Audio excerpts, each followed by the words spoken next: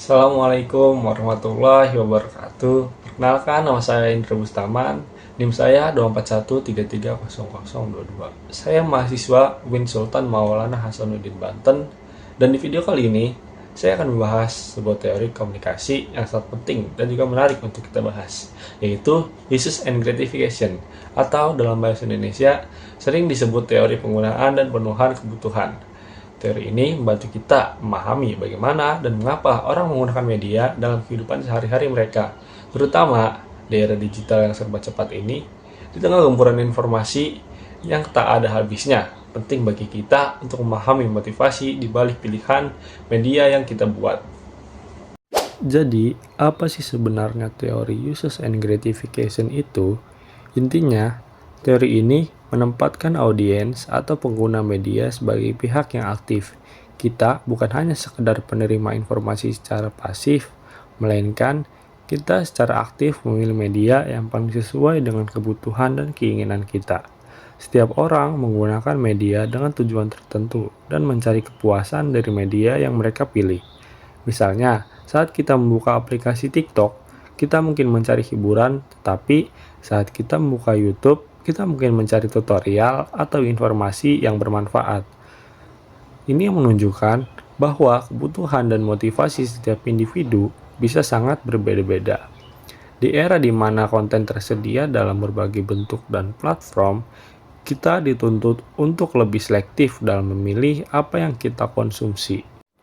Teori ini juga mengidentifikasi beberapa kebutuhan utama yang mendorong penggunaan media, seperti mencari informasi, hiburan, interaksi sosial, dan pengalihan dari rutinitas sehari-hari.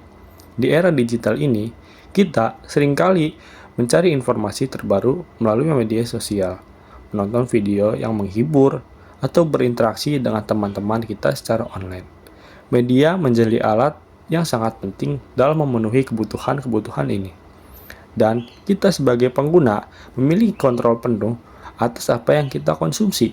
Dengan banyaknya pilihan yang tersedia, kita dapat dengan mudah menemukan konten-konten yang sesuai dengan minat dan kebutuhan kita, baik itu untuk belajar, bersosialisasi, atau sekedar bersenang-senang.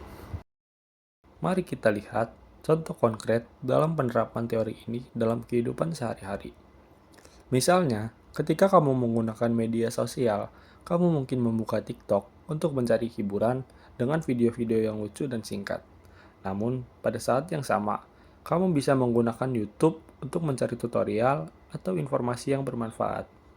Jika kamu ingin update berita terkini, kamu bisa memilih untuk membaca berita lewat portal online atau menonton siaran berita di televisi. Nah, pilihan ini tentu berdasarkan kepraktisan, kecepatan informasi, atau preferensi pribadi. Atau saat kamu merasa lelah setelah bekerja, kamu mungkin memilih menonton film, drama, atau mendengarkan musik sebagai cara menghilangkan stres dan bersantai. Ini adalah contoh media digunakan sebagai pengalihan. Dalam konteks anak muda saat ini, pilihan media seringkali dipengaruhi oleh tren dan rekomendasi dari teman-teman, sehingga menciptakan pengalaman yang lebih interaktif dan sosial.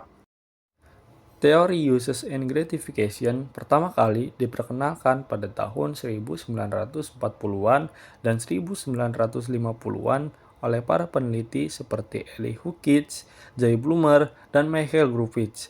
Mereka berusaha untuk memahami audiens bagaimana menggunakan media untuk memenuhi kebutuhan mereka.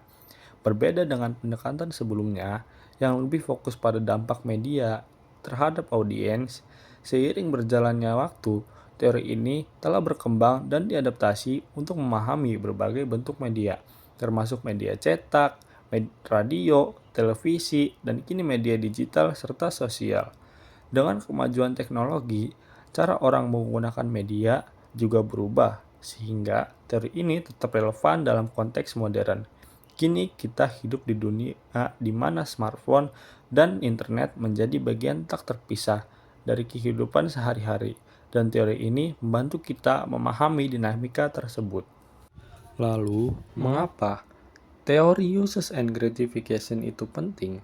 Karena dengan memahami motivasi audiens, pembuat konten, pemasar, dan peneliti bisa lebih efektif dalam merancang media dan pesan yang sesuai dengan kebutuhan audiens mereka.